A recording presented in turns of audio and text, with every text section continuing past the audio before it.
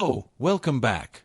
This week, the fine fellers and fellots at O'Reilly want to help you better understand Derek Bieri appeared to possess everything a person could desire. His YouTube channel, Vice Grip Garage, generated millions of dollars in revenue. More than 3 million subscribers eagerly followed his journeys as he revived neglected vehicles. His family seemed flawless from the outside. Their sprawling Tennessee farm felt like an earthly paradise. Yet in 2023, an incident occurred that altered the course of his life forever. It was neither exhaustion nor financial trouble. Something far more devastating took place. A single instant inside his garage nearly claimed his life. His 12-year-old son witnessed the entire terrifying event. The trauma that Derek endured that day shattered him in ways no one could have foreseen. The individual who could repair any machine found himself unable to mend the damage that followed. He entered the world on May 16, 1984 in the remote frostbitten town of Bieri, North Dakota, where winter dominated most months and heavy snow frequently blanketed the landscape for weeks on end. His family resided in a modest white farmhouse isolated amid vast flat fields beneath boundless skies. Luxuries were scarce in that environment. His father, a dedicated farmer, rose before sunrise each morning, battling blizzards and frozen soil simply to maintain the machinery. In such a place where stores were distant, people repaired whatever they owned rather than replace it. When something failed, it was never discarded. It was reconstructed. Derek grew up understanding that funds were limited, materials were scarce, and survival depended on mastering manual skills. By the age of 3, he showed little interest in playing with toys. Instead, he disassembled them. He would sit beside his father in the barn, observing the repair of tractor engines while the scent of oil mingled with the clinking of metal in the frigid air. One day in 1987, he silently took apart his toy truck and arranged the screws exactly as his dad did. No one discouraged him. His father actively supported the curiosity. Soon afterward, he began troubleshooting the family lawnmower when it refused to start, relying solely on sound and feel to diagnose the issue. Every aspect of Derek's childhood reinforced a single principle: repair it yourself and do it inexpensively. When he was 5, family meals often evolved into practical lessons about repurposing worn components. During the summer of 1989, his father presented him with a damaged wagon and challenged him to restore it using only scraps from 3 abandoned machines. He devoted months to the project. By 7 years old, he had already refurbished 6 different farm implements, employing nothing more than discarded junkyard pieces and bolts others had thrown away. These abilities were not developed as a pastime. They were essential for endurance in his harsh surroundings. Even in kindergarten, his uniqueness was evident. At 6, he repaired his own bicycle chain without mentioning it to anyone.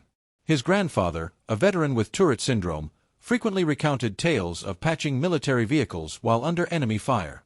Derek listened intently by the fireplace, then remained awake late into the night experimenting with whatever rusted items he discovered in the yard. Upon locating a corroded 1972 farm truck with a locked-up engine, he refused to give up. For 14 consecutive nights, he worked with numb fingers under lamplight until the engine roared again. That relentless determination, that unyielding resolve was already deeply ingrained. In 1991, at the age of 7, he did not request a store-bought toy. Instead, he constructed one himself. A go-kart fashioned from a baby stroller frame, a salvaged lawn-mower engine, and assorted metal pieces he welded together. The total expense fell under $10. Yet, it functioned perfectly. He raced it across the fields as if it were factory fresh. That initial creation led to 3 more, then 4, each iteration superior to the previous. He rejected the concept of waste entirely. Any object containing usable parts possessed potential. At 13, while rummaging through the rear of the family shed, he uncovered his grandfather's forgotten old Ford truck, rusted, weary, and abandoned. Without manuals, assistance, or sophisticated equipment, armed only with borrowed wrenches and patience, Derek stripped away the corrosion by hand, renewed the ignition wiring, rebuilt the distributor, and performed his first solo oil change. That task marked far more than a simple mechanical procedure. It represented the foundation of his future calling. In 2001, he enrolled in the auto shop course at Bieri High School. While most classmates aimed merely to pass, Derek meticulously rebuilt a 1972 Chevy Nova carburetor down to its tiniest screw, creating detailed diagrams, taking extensive notes, and cleaning every component manually. The restored Nova earned him perfect grades, a best-in-class ribbon at the local fair, and an honorable mention in a regional contest. For Derek, however, the true reward lay in having solved every problem independently. The following summer at 16, he yearned to continue learning, but his parents could not afford new components. Undeterred, he purchased a battered 1985 Honda Civic for $200. Over 3 grueling months, he replaced the entire transmission using only salvage yard pieces, hoisting the engine single-handedly, removing the faulty unit, and improvising a replacement with basic tools and scraps. A repair that would have cost $800 at a professional shop. Then tragedy struck. At 17, while welding a salvaged fender, a grave error fused his index finger to the metal, sending him to the hospital in agony. Rather than abandon the craft, he studied safety procedures with the intensity of a soldier memorizing terrain. The painful experience ultimately refined his skills. After graduating high school in 2002, he entered a local college automotive technology program. During late-night lab sessions, he disassembled V8 engines screw by screw.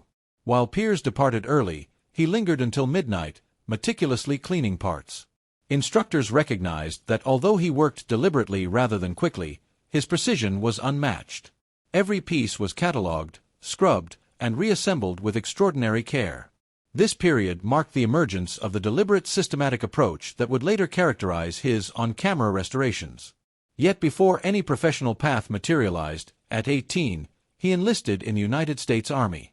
Stationed at Fort Gordon, Georgia, he trained as an information technology specialist, tasked with maintaining satellite communications so units could coordinate even under simulated attack. 12-hour shifts filled with glitches and high-stakes pressure taught him composure, rapid problem-solving, and performance when failure was unacceptable. In 2004, at age 20, he deployed to Iraq. During one patrol near Baghdad, the convoy's Humi lost power, leaving the unit vulnerable. Derek slid beneath the vehicle with a flashlight, traced wiring, located a burned relay, and bypassed it using scraps and basic hand tools, restoring mobility and preventing the convoy from becoming stranded in hostile territory.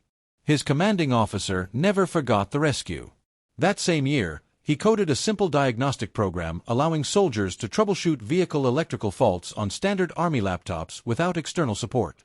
He even applied it to repair a comrade's 1990 Jeep Wrangler by uncovering concealed wiring defects. Reputation spread swiftly. He became the soldier everyone trusted to resolve impossible breakdowns. Then in 2005, enemy saboteurs stole a critical control laptop from a transport truck, immobilizing the vehicle. Derek scavenged discarded cables, stripped components from a non-functional generator, and fabricated a custom wiring harness over 2 sleepless nights. The truck operated again. The unit advanced, and the Army quietly awarded him accommodation. Honorably discharged in 2007 at age 23. He returned to North Dakota carrying invaluable experience and a burning need to prove himself. He immediately acquired a corroded 1969 Chevy Camaro, extracted the engine himself, rewired the entire vehicle, patched the floor pans, and cleaned every fastener while working in the bitter cold of his parents' driveway. In 2008, at 24 and still accustomed to military Humvees, he accepted a transmission specialist position at a Mine dealership. During his first year, he rebuilt more than 500 units, mostly notoriously troublesome GM V6s, with a 98% success rate. Customers and colleagues spoke of him not for showmanship, but because every vehicle he touched returned to reliable life. After hours, he pored over aging manuals under fluorescent lights, deciphering problems that stumped others. By 2009, he was mentoring fellow technicians. His handwritten guides became the shop's unofficial Bible. Management had never witnessed such rapid organic ascent. At 26 in 2010, he stepped away from daily wrenching to lead a 15-person team across a regional auto service chain. He managed differently. No suits, only coveralls. Still walking the floor, verifying torque specs and asking probing questions. That year, he implemented a revolutionary policy, cataloging and reusing every salvageable screw, bracket, and gasket. The initiative slashed costs by 30% without sacrificing quality. Executives flew in for presentations. Soon, the entire chain adopted his system. It was never about frugality alone. It built trust, kept technicians motivated, and ensured no employee felt expendable. In 2012, he advanced to Vice President of Operations for a Midwest parts distributor, handling over $2 million in supplier contracts. Quietly, he began selecting vendors based not only on price, but on fair wages and safe working conditions. Companies meeting ethical standards received larger contracts. Those that failed lost his business. Employee turnover plummeted 40%, and his reputation for principled leadership spread through industry publications. The hammer fell in 2014 when, at 30 and newly appointed CEO, he personally uncovered embezzlement. Rather than delegate, he worked nights poring over records and discovered his trusted CFO had stolen $150,000 through fake invoices and phantom vendors. The betrayal stung deeply. Within weeks, he recovered $120,000, pressed charges, terminated the offender, and addressed his entire staff with complete transparency. The regional business community marveled not only at the theft, but at his swift, fearless response. He was no longer viewed merely as an executive, but as a guardian of integrity. 2 years later, a different side of Derek emerged. He had begun recording himself in his garage. No professional lighting, no crew, just a man, rusted metal, and an iPhone held together with tape. It started as personal therapy, a refuge from boardroom betrayal and relentless pressure. The videos were unpolished. Mistakes remained. Grease stained his hands. Laughter interrupted profanity. Yet, viewers responded powerfully. They craved authenticity over perfection. Vice Grip Garage was born during those late-night sessions. Growth began slowly, then skyrocketed. 1.39 million subscribers, more than 250 million views, all fueled by a man simply trying to feel like himself again. None of the success would have been possible without Jessica. They met at the Mine County Fair in 2001, both 17. Both raised on hard work, harsh winters, and hand-me-down boots. Dating turned serious, and on July 19, 2008, they exchanged vows in a simple backyard ceremony attended by 50 loved ones. No extravagance, just promises and gravel roads. Fresh from military service, Derek found in Jessica an unwavering anchor. Through every career shift, relocation, and crisis, she remained steadfast. After more than 14 years of marriage and 24 years together, they still communicated with glances and completed one another's sentences. On March 17, 2010, twin sons Bailey and Bradley arrived early yet healthy, forever changing their world. Derek balanced corporate travel and leadership responsibilities with 2 a.m. diaper changes, a bottle in one hand and a laptop in the other. He refused to miss precious moments. Yet guilt accompanied every flight. Jessica, managing newborn twins single-handedly at times, constantly reminded him why he worked so hard. Bentley joined the family in 2012, followed by a daughter in 2015, whose name they keep private. That same year, embezzlement scandals and lawsuits nearly destroyed Derek's company. 60-hour weeks left him silent and distant. Jessica assumed household finances, orchestrated daily life, and held everything together. They endured nights without conversation and weeks without smiles, yet never surrendered, neither to each other nor to their shared vision. In 2016, Jessica confronted the truth. Something inside Derek was breaking. He finally admitted the profound burnout and terror of missing his children's childhoods or becoming unrecognizable to himself. Together they decided he would leave the corporate world. Vice Grip Garage transformed from hobby to lifeline. By 2018, they relocated the entire family to Lewisburg, Tennessee. No state income tax, milder climate, and room to breathe. Jessica began homeschooling. Derek could work on vehicles year-round. The children enjoyed open space, and the family reclaimed time. Balance, once elusive, finally arrived. Derek had actually recorded his very first Vice Grip Garage video back in 2007 at age 23 while still in the military. A straightforward oil change on a 1969 Camaro captured with a basic camera in his garage. It garnered roughly 50 views. Yet his unfiltered honesty, no-frills workspace and genuine tools resonated with a small circle of dedicated enthusiasts. No scripts, no editing wizardry, just calloused hands and real corrosion. While competing channels pursued glossy production, Derek offered unvarnished reality. That steadfast approach gradually cultivated a loyal audience that prized truth above polish. In 2018, at 34, he resigned from corporate life entirely to pursue the channel full-time. His revival of a 1969 Camaro Z/28, filmed on a battered iPhone with a $100 small block from an Impala zip-tied exhaust and a crudely modified hood, soared to $848,000 views in weeks, confirming the public's hunger for genuine content. His legend truly ignited with a $300 1972 Plymouth Duster discovered rotting in a barn. Duct tape sealed leaks, bungee cord secured the hood, and he somehow piloted it 100 miles home with no brakes and a recalcitrant transmission. The filmed odyssey became iconic, propelling subscribers past 100,000 by mid-2018. That skeletal relic eventually received a 485 horsepower V8 built entirely in an ordinary garage. Catastrophe struck in 2019 when hackers hijacked his YouTube account, plastered obscene material across it, and disabled the channel. Leveraging his military IT expertise, Derek eradicated the breach, fortified security with two-factor authentication and constant monitoring, and transformed the ordeal into public lessons on digital protection. Rather than abandon him, followers rallied with advice and encouragement.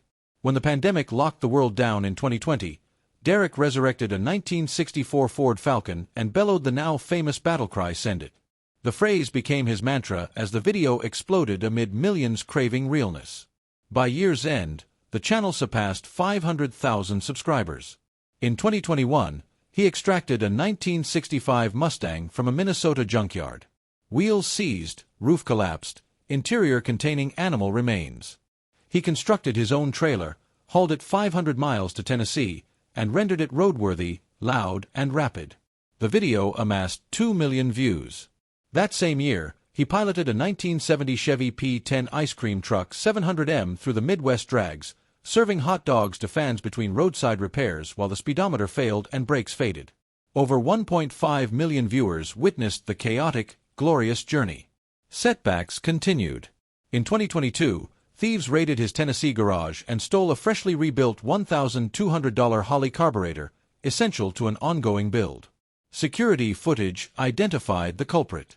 Derek absorbed the loss personally, yet remained composed, upgrading locks, cameras, and alerts. The incident only deepened the bond with his audience. In 2023, during Sick Week, his Chevelle Independence, still running a stock-style 10-bolt rear end, blasted a 9.73 second per 4 mile at 140 miles per hour despite Derek's humorous "Pray for me" scrolled on the differential cover. With Jessica as co-driver handling everything from steering to snacks, the pass propelled subscribers to 1.8 million.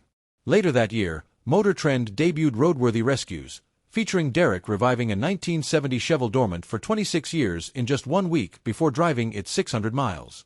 The show retained his signature grit beneath professional polish and earned a Daytime Emmy nomination for editing. By 2024, Vice Grip Garage surpassed 2.22 million subscribers and 756 million views achieved without scripts, special effects, or a production team. Videos frequently stretched beyond 100 minutes, shot under bare bulbs, fueled by caffeine.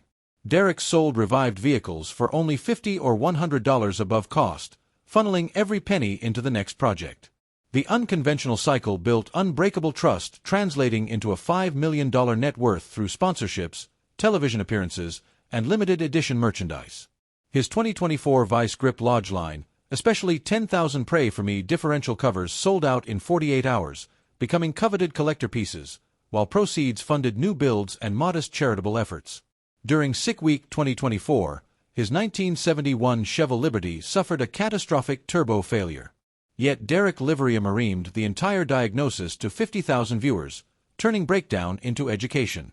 The crowd named him the event's favorite personality despite competition from bigger names. Then abruptly, silence descended. Early 2025 brought no new uploads.